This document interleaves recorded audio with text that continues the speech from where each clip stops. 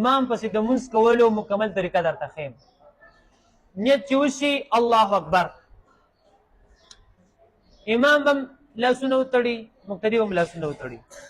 سبحانک اللهم به شروع کړي، ولا اله غیرک پورې مقتدي به یې ووایي او امام به یې ووایي. د مقتدي به دلته چپ شي، مقتدي به چپ شي.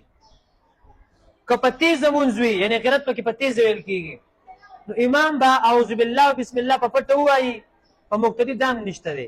مقتدي به صرف سبحانک اللهم ولا اله غیرک پورې به ووایي، مقتدي به چپ شي. باقي کار د امام دی.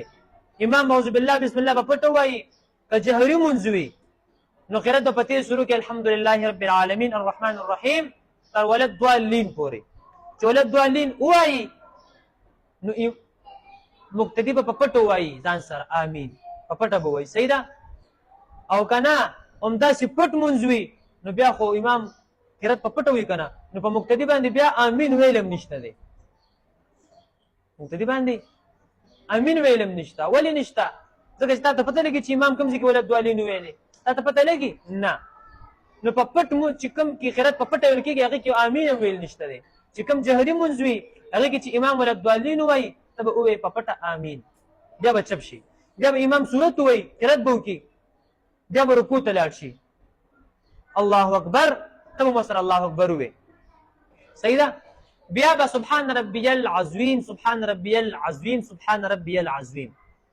بیا به امام وایي سمع الله لمن حمده، مقتدي به نه وایي. مقتدي به سمع الله لمن حمده نه وایي. امام به وایي سمع الله لمن حمده، مقتدي به وایي ربنا لك الحمد. امام به بیا دا نه وایي، امام به ربنا لك الحمد نه وایي. بیا به په شریکه باندې سجدې ته ځي که نه، نو امام به الله اکبر وایي، سجدې ته به لاړ شي، مقتدي به الله اکبر وایي، سجدې ته به لاړ شي. هلته به سبحان ربي الاعلى، سبحان ربي الاعلى، سبحان ربي الاعلى درې ځل چې ووایي، واپس به په شریکه به دواړه الله اکبر ووایي. نو بیا به دویمه سجده وکړي همدغه طریقې سره. بیا به پاڅېږي دویم رکعت ته. په دویم رکعت کې په مقتدي ګورې څه ویل نشته دی، ښه هغه هم په امام دی. امام به بسم الله الرحمن الرحیم ووایي او څه به شروع کړي، الحمدلله رب العالمین، دا به شروع کړي. او بیا که جهري مونځ وي نو چې ولد ضالین ته ورسېږي، امام به ووایي ولد ضالین، مقتدي به په پټه ووایي آمین. او که نه قرات پکې په پټه وي لکه د ماسپښین مونځ یا د مازدیګر مونځ، نو بیا پکې آمین ویل هم نشته مقتدي باندې. پوه شوئ؟ او نور همدغه طریقه ده.